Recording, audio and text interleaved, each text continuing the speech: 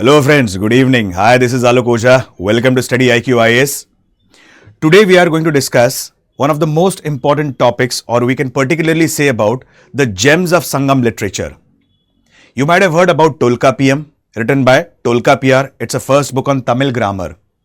Agathiyam, written by Agastya Rishi. Similarly, there are three major epics of Sangam literature. And we'll discuss all these three epics in the format of a story for simplistic understanding. So let's begin with the three major epics of Sangam literature, and the first one being Silappadikaram. Silappadikaram basically means jeweled anklet, and the story basically rotates around three important characters.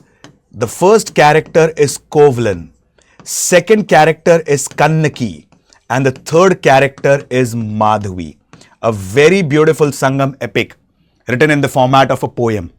Now let's understand the story.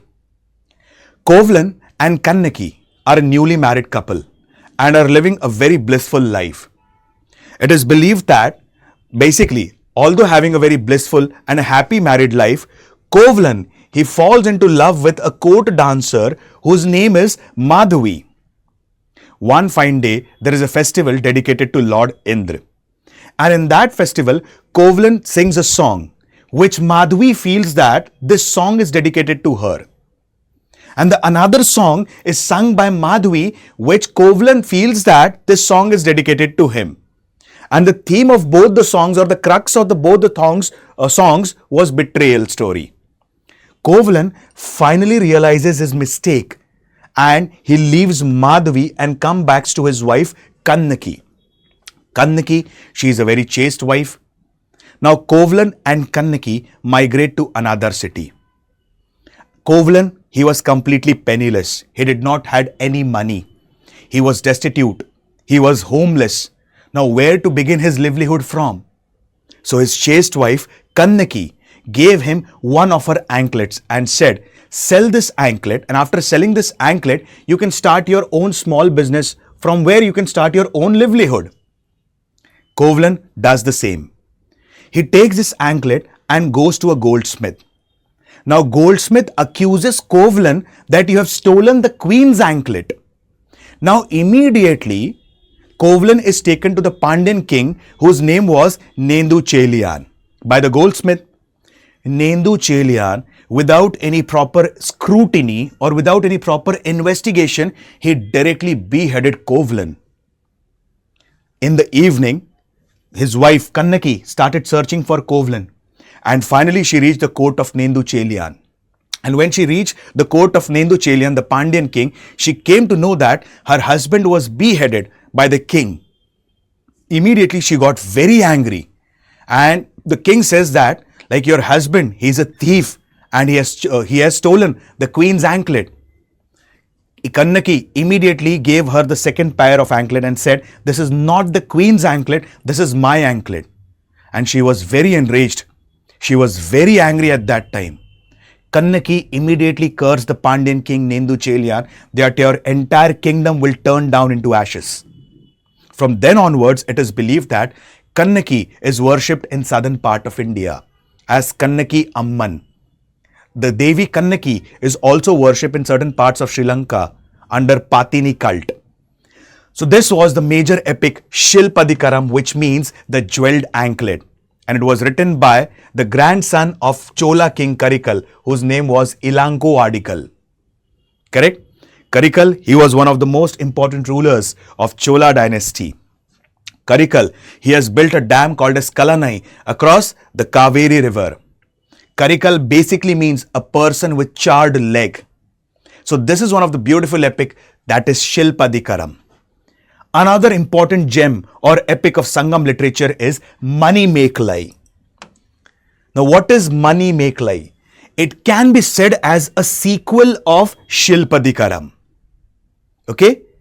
Again a beautiful story of 1 minute. Very interesting one. Manimekalai. Manimekalai, this story was written by a poet Satanar of Madurai, the capital of Pandyas at that time. Manimekalai, she was a daughter of Counselling and the court dancer Madhavi. She was not the dancer of Devi Kannaki. I repeat, Manimekalai. She was the, what we say, daughter of Covalan and the court dancer Madhavi. Right from her birth itself, she had an aspiration to become a Buddhist nun. She had also studied six philosophy schools of Hinduism and compared them with Buddhism. And all this she had studied from a guru whose name was Aravan Adikal. So Aravan Adikal, he was a spiritual guru of Manimekalai. But there was one Chola prince whose name was Uday Kumar. And Uday Kumar coveted upon Manimekalai. He fell in love with Manimekalai. And as we have discussed earlier, Manimekalai had an aspiration to become a Buddhist nun. Okay? And now Uday Kumar, he became a besotted lover of Manimekalai. It is believed that Manimekalai had a bowl. And whenever she sees into the bowl, she can ask any wish from the bowl. Now, as soon as Uday Kumar was behind Manimekalai, she wished from the bowl that she should be taken to a secluded island. And as per the wish, she came to a secluded island. But when she was trying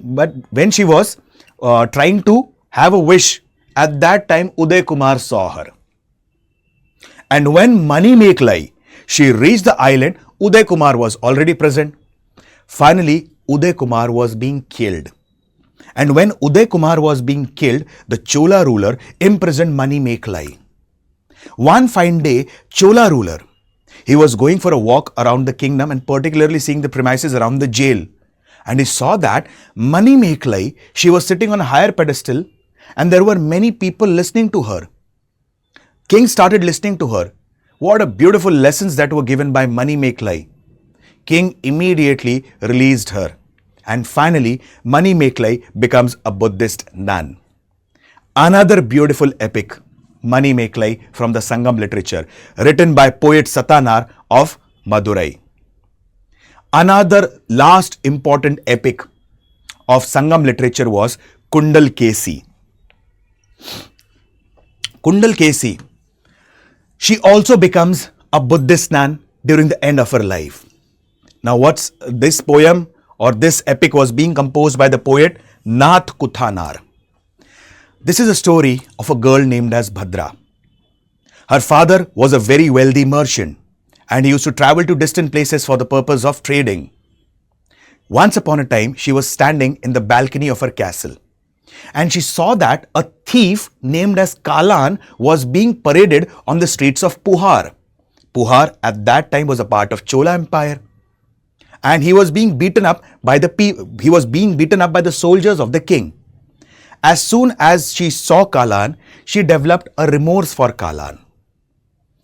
This thief was taken to the ruler. After some time, father of Bhadra came in and he said that, and she requested her father that I want to marry Kalan. Her father was very astonished at that time. Name any king whom you want to marry. Name a prince whom you want to marry. Why do you want to marry a thief or a Kalan?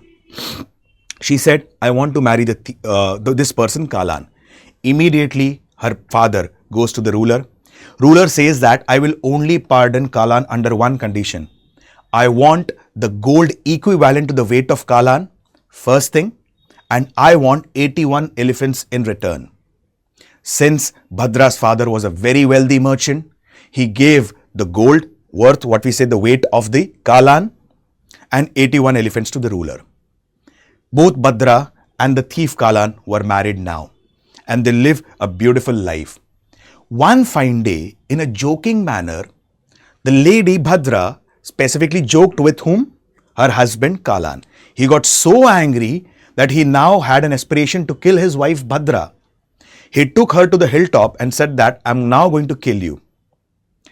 Now, basically, I'm going to kill you. This was said by whom? The thief Kalan or the husband Kalan to his wife Bhadra.